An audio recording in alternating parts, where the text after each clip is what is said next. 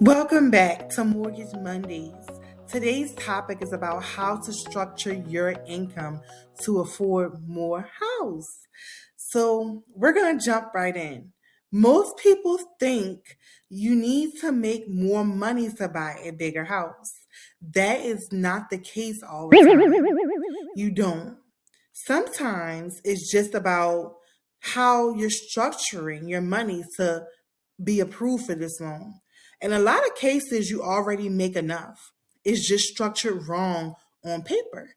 So today we're going to jump in and show you how we can restructure this and how lenders look at it. And lenders only approve what they can prove, not actually what you earn. So, welcome back to Mortgage Mondays. Again, my name is Tapri Reed. I'm a local loan officer here in Charleston, South Carolina. And I'm going to be giving you guys tips all year to get prepared to buy a home. So, let's jump right in. Here's what shocks people: two buyers can make about $80,000 a year and still qualify for two different amounts. One qualifies for a $220,000 home, while the other one may qualify for over $300,000 home. Same income, different approvals. The reason why is because some income is structured differently. It looks differently on paper. So the question isn't always how much do you make? The question is, the real question is, how usable is your income to a lender? So we're going to jump right in. And the first thing I'm going to tell you, when we approve a mortgage, we don't use the income the way your job does. We look at the income totally different. We calculate stable income that's consistent. That means that the income is consistent, predictable, and likely to continue, which is major. So here's how people lose buying power when it comes to their income. Overtime that isn't consistent, commission that hasn't been earned long enough, self-employed write-offs that reduce taxable income. Don't write off all of your income if you're trying to buy a home. A side hustle that you're sending your money to Zelle or Cash App, we can't count. Recent job changes or gaps in employment. The bank isn't saying you don't make the money. They're saying the money that you're making, they can't legally use. So here's how we'll structure it. We're going to go through how to structure it. Now, here's how to fix it before applying. If you're a W-2 employee, keep your hours consistent for at least 6 to 12 months. Consistent 40 hours, consistent overtime. Don't switch from hourly to commission right before applying. That could completely stop you and put you on hold for a year or two. Don't cut your overtime if you plan to buy a house, because it could decrease your buying power because we may not be able to use it. If you're self-employed, stop the heavy write-offs about a year before buying so that you have enough income that's consistently we can use. You want to separate your personal and your business accounts and make sure deposits show an upward trend. 3,000, 10,000, 15,000. If you have a side hustle, you need about a 2-year history, and deposits matter more than invoices. So what's coming in your bank account matters more, and we can count that. You don't prepare after you find a house. You prepare months before you apply. Listen to this story. I had a client making about $95,000 a year. She only qualified for around $210,000 because of her debt. But it didn't stop there. That didn't stop our approval. We didn't change her job. We didn't increase her pay. What we did was we structured her income for a few months, made sure her overtime was consistent so we could count it. This makes the biggest difference. She got approved for just over $300,000. So making sure that your income is consistent, especially overtime, commission, and bonuses, will make a difference. Same income, different documentation. So before you apply for a mortgage, have your income reviewed first. Let's look at it.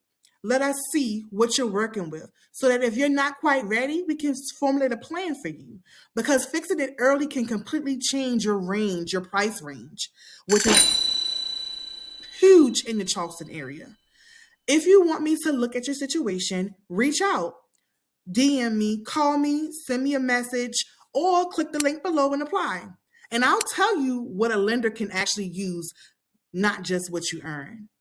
People always ask me, like, what actually changed to get her approved for more? Here's what it was. We didn't change her job, and we didn't inflate her income. We changed what the lender was legally allowed to count, which was the consistency of her overtime. When she applied, a big part of her pay was overtime and bonuses, but they weren't consistent enough just yet. So we waited a couple months. We made sure they were consistent so the underwriter could only, at that time, the underwriter could only use her base pay. But we waited a couple months, made sure that it was consistent, and we ultimately got her an approval for a higher amount this time. So instead of applying immediately, we waited a few months. She kept the hours and the hours consistent and the deposits consistent. Now the overtime averaged out overtime and became stable income. That's what we did. Once it was considered stable, the lender could use legally included in her qualifying income. So not just her base pay, but her overtime was calculated as well. Her real income, it never changed. We just changed the structure. We just changed the consistency. We made the income usable in order for her to apply and qualify for more buying power. That's how her buying power increased so much. The difference between denied and approved is often timing and documentation, not how much you actually make, because that's just not the problem all the time. So today, you can see getting approved for a home isn't just about how much you make.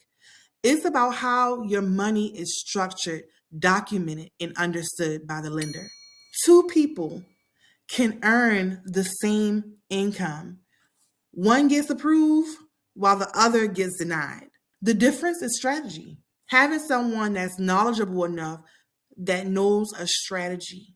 That's why I always tell my clients, don't change jobs, move money, pay off debt, or open accounts without a plan first, because one small move can cost you years to make up. It can cost you the house that you really want. So if you're thinking about buying a house this year, the smartest thing you can do is start with a plan, not Zillow. We think Zillow is the first place to go. It's not. You need a plan. You need a strategy. Click the link in my bio and start your pre-approval review. I'll show you what you qualify for, what to fix if needed, and exactly how to position your income to afford more house.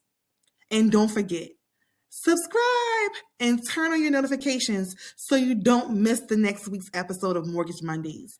Next week, we'll be talking about what actually kills deals during underwriting. So tune in.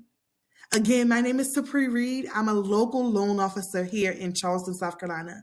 I enjoy bringing you guys tips and mortgage ideas and strategies to help you get approved. Tune in next week. Talk to you later. Bye.